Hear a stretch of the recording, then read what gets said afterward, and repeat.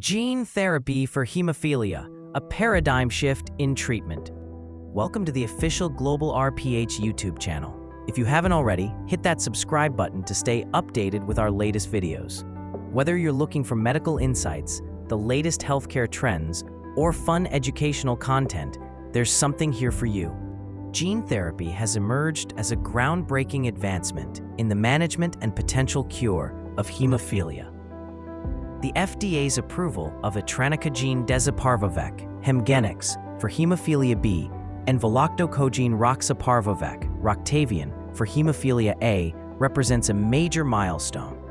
These therapies use adeno-associated virus, AAV vectors, to deliver functional copies of defective genes to liver cells, enabling patients to produce clotting factors endogenously. Hemophilia and the promise of gene therapy. Hemophilia B, caused by mutations in the F9 gene, leads to deficient or absent factor IX activity. Traditional treatments require lifelong intravenous factor IX infusions, with annual costs sometimes exceeding $750,000. Gene therapy offers a one-time intervention capable of significantly increasing endogenous factor IX production, reducing or even eliminating the need for prophylactic therapy. The therapeutic benefits are substantial. 96% of patients treated with Hemgenix discontinued factor IX prophylaxis. Mean factor IX activity remained at 37.4% after 4 years. Annual bleeding rates fell by over 90%.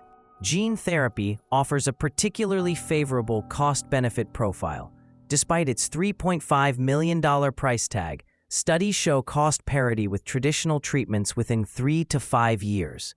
One analysis showed gene therapy to be cost-effective in 92% of simulations using a $150,000 per quality-adjusted life year threshold. If 10% of eligible patients switch to gene therapy, projected 10-year cost savings could exceed $850 million. Mechanism and design. Gene therapy works by using AAV vectors to deliver optimized genes.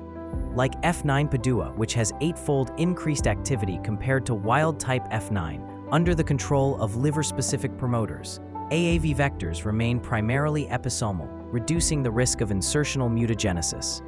The compact size of the F9 gene, approximately 1.6 kilobases in length, and the relatively low factor IX levels required to mitigate bleeding, above 5%, make hemophilia B an ideal candidate for gene therapy.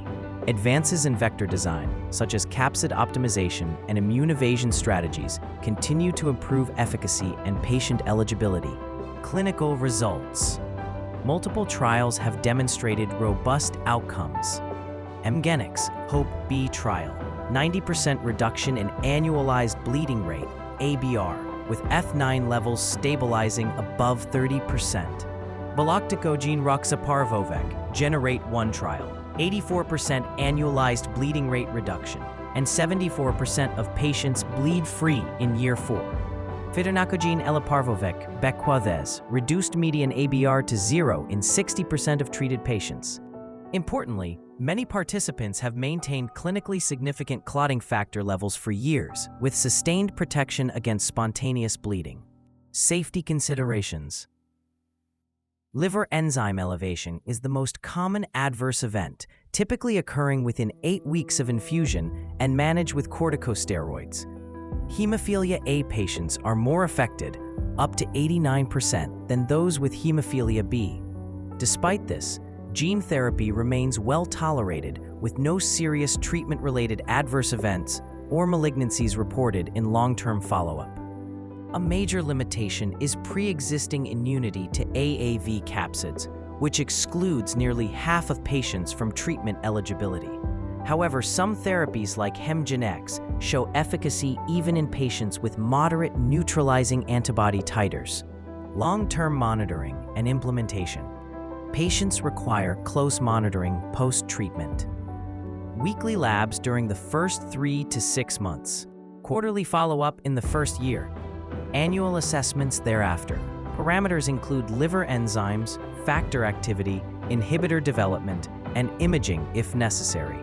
Registries like the WFH Gene Therapy Registry are vital for tracking long-term outcomes. Future directions. Innovative approaches are expanding the horizon. CRISPR-Cas9 gene editing enables permanent correction of mutations and holds particular promise for pediatric patients. Lentiviral vectors offer integration into dividing cells, potentially useful in bone marrow-targeted therapies. Non-viral delivery systems like lipid nanoparticles, LNPs, may allow repeat dosing and reduce immunogenicity. These developments aim to improve safety, expand access, and enhance durability. Conclusion. Gene therapy represents a transformational leap in hemophilia care, combining clinical efficacy, long-term cost savings, and improved quality of life.